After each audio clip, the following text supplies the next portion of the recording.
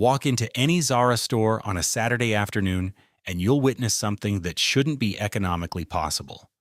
A floral midi dress, fully lined, machine-stitched, shipped from across the world, hanging on a chrome rack in the heart of Manhattan or Paris or Tokyo, priced at $15. You pick it up. The fabric feels decent, the stitching looks clean, there's a zipper, buttons, maybe even a small label sewn into the seam. And somewhere in the back of your mind, a quiet voice asks the question almost nobody wants to answer. How is this possible?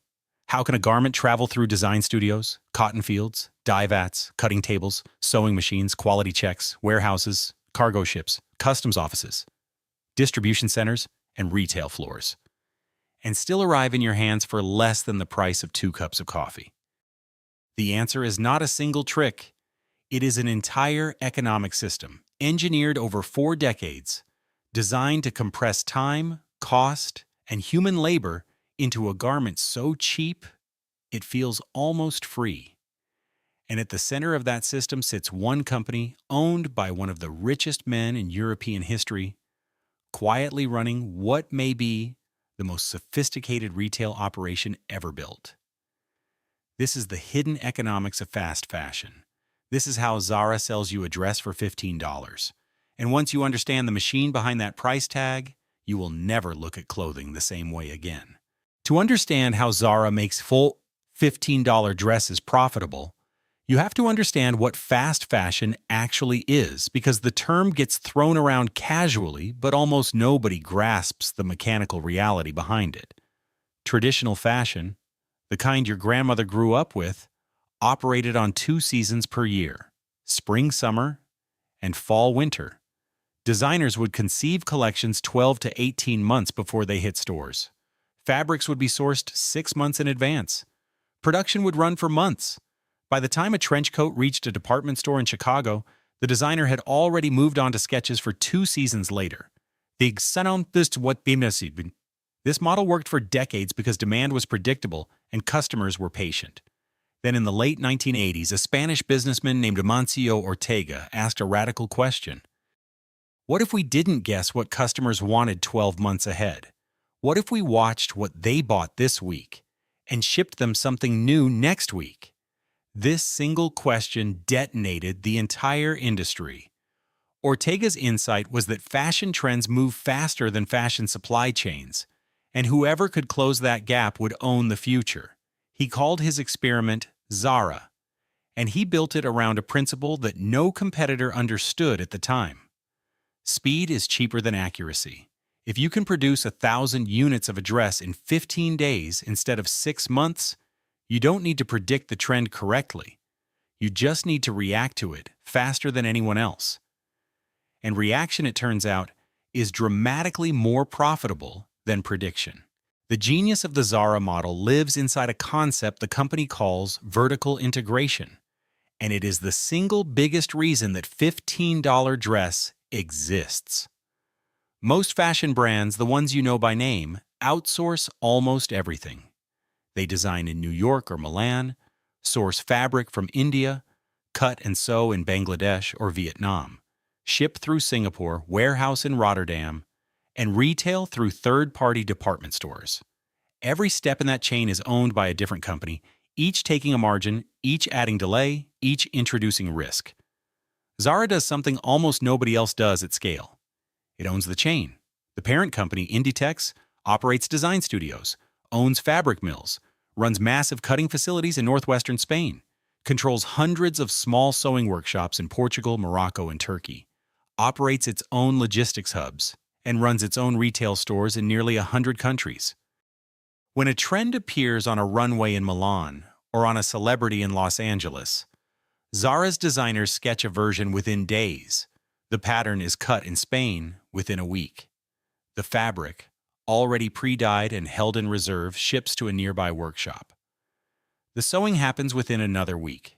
The finished garment is flown, literally flown, to stores around the world. From sketch to hanger, the entire cycle can take as little as 15 to 20 days. Traditional brands need 6 to 9 months.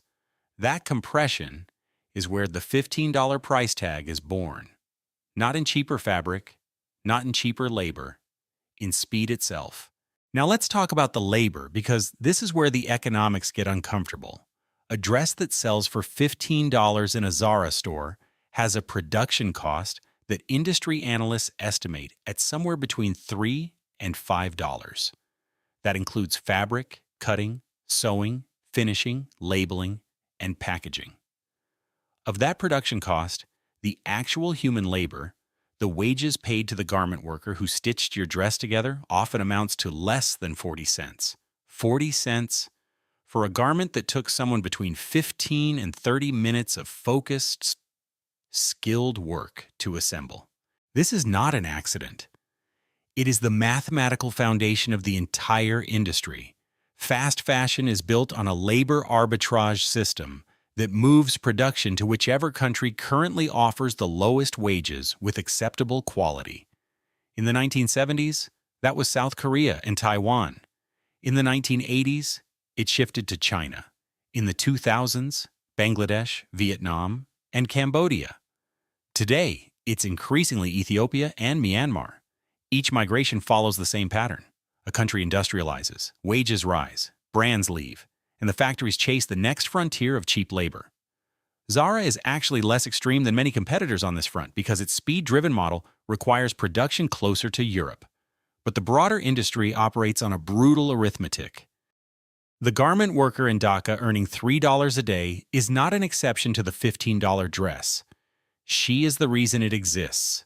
Without her, the math collapses. The entire pyramid of affordability rests on wage floors that would be illegal almost anywhere the dress is ultimately sold. But cheap labor alone doesn't explain the $15 dress, because plenty of brands use the same factories and charge $60 or $80. The second pillar is volume, and the scale here is difficult to comprehend.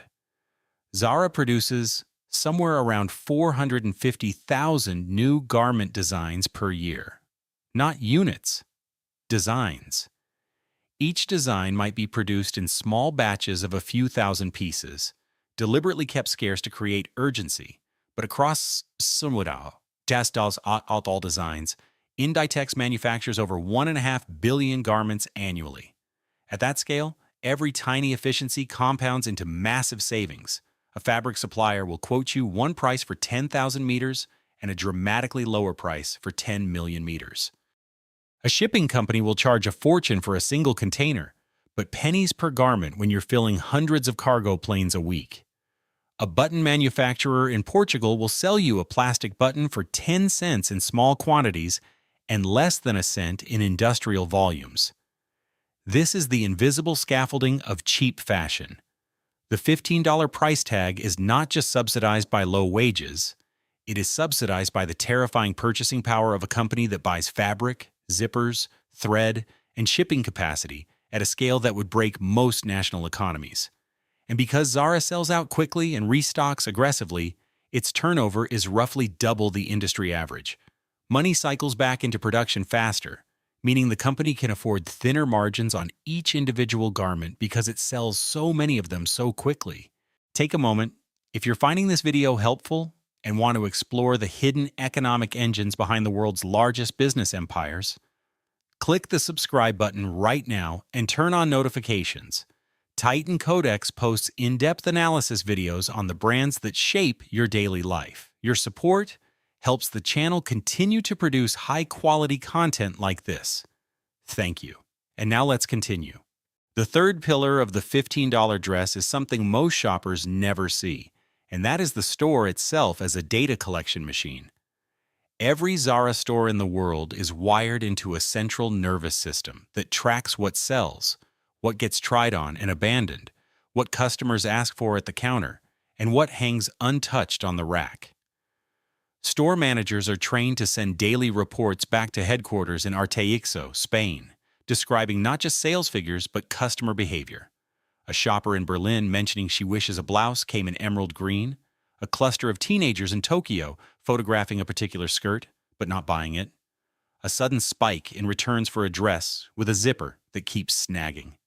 This information flows back to the design team within hours, Designs get adjusted, production volumes get reshuffled, struggling items get yanked from production lines, and surprise hits get scaled up immediately. Traditional retailers discover their mistakes at the end of the season, when unsold inventory piles up in warehouses and gets liquidated at 60% off.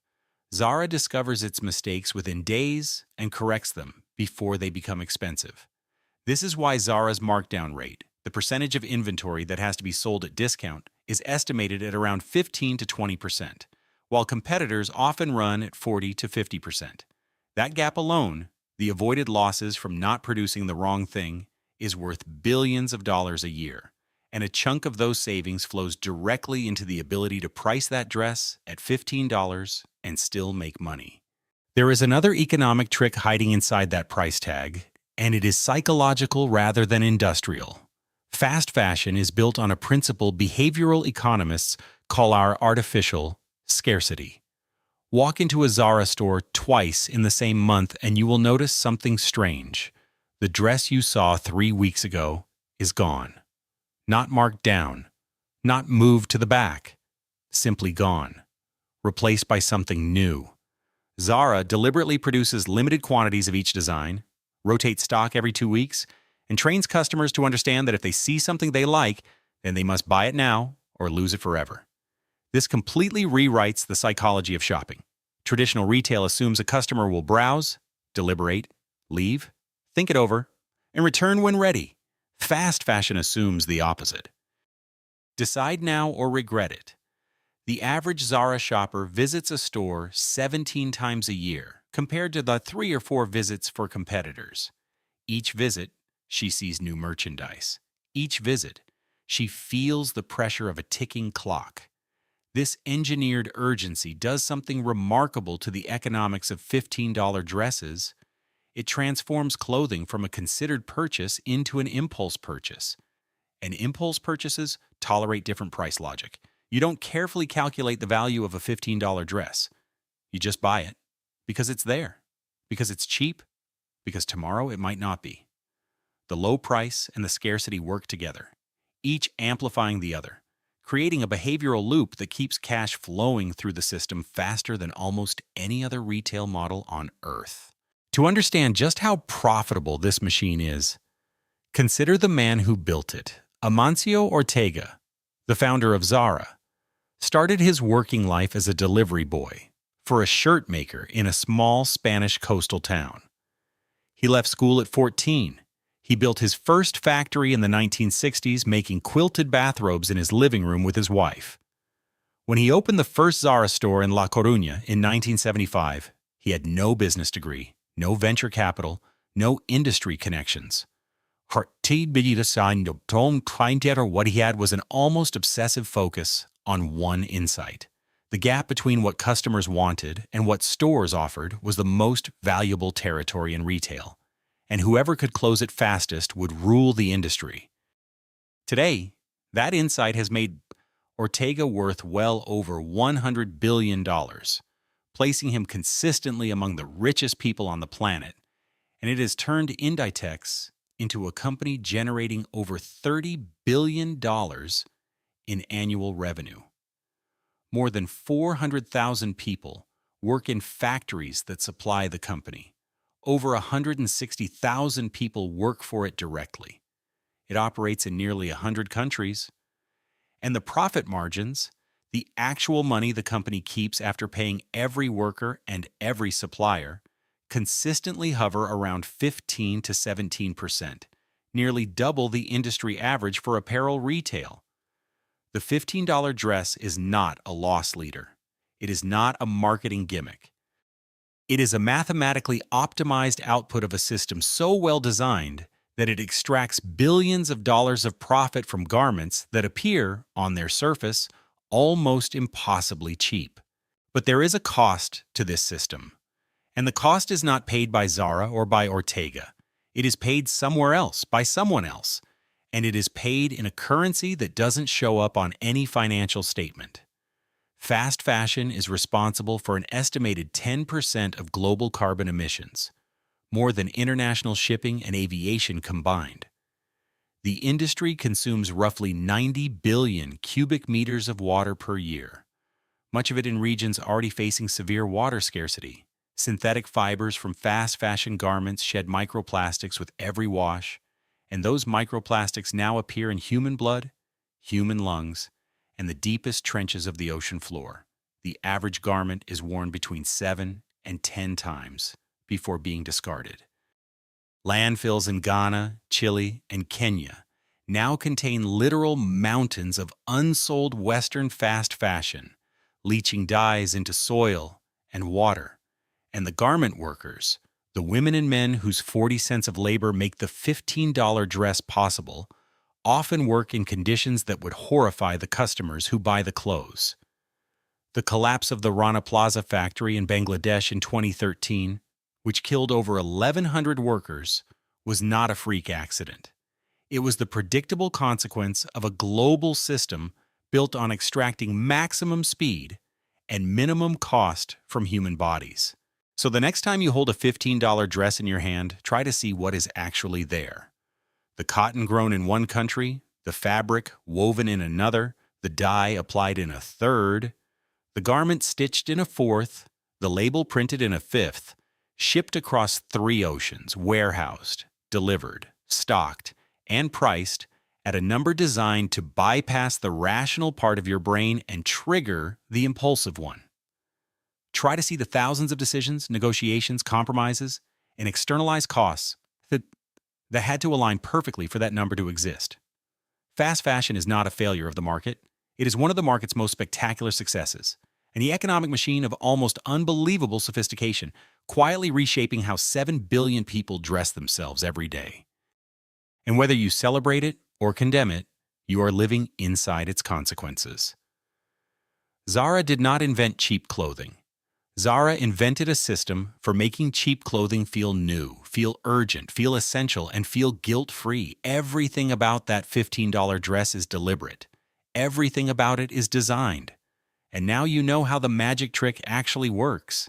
If this pulled back the curtain on an industry you thought you understood, you'll want to watch our deep dive on Nike next, where we expose how a shoe company convinced the world to pay $200 for $10 of material through pure branding alchemy. That video is on screen right now. Click it. And let's keep decoding the empires that shape your life.